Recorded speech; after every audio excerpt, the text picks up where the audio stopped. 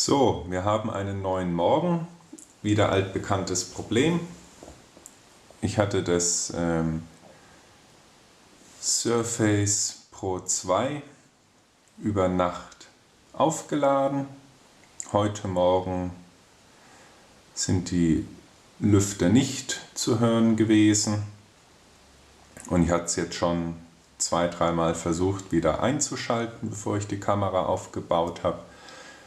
Ja, und es hat halt leider nicht reagiert.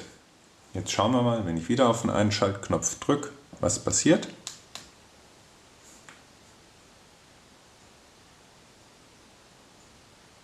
Tja, im ersten Augenblick wohl nichts. Warten wir einfach mal noch ein paar Sekunden. Nein, es reagiert wieder nicht. Drücke ich nochmal drauf.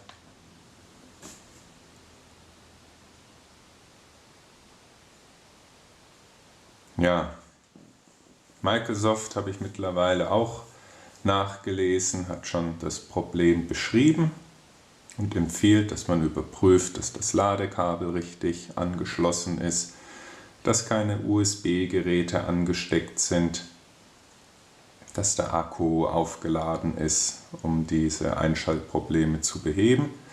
Aber all das kann ich ausschließen. Das Surface ist aufgeladen, das Ladekabel ist richtig angesteckt, weil oben leuchtet auch die weiße LED. Versuchen wir es nochmal einzuschalten. Ja, und irgendwie ist es doch extremst frustrierend, dass man hier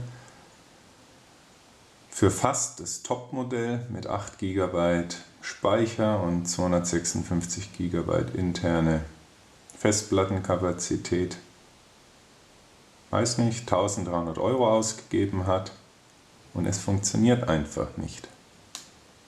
Jetzt drücken wir mal den Knopf ganz lange.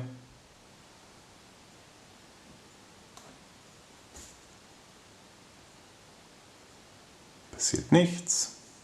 Drücken wir nochmal. Passiert immer noch nichts. Im Internet hatte ich nachgelesen, dass man auf der linken Seite mal die Laut-Leiser-Tasten drücken soll. Ich glaube, die Wippe nach oben für lauter ist hier und dann den Einschaltknopf. Drücken wir einfach mal alles zusammen, um zu sehen, dass nichts passiert. Vielleicht muss ich erst den Einschaltknopf drücken, dann die Wippe.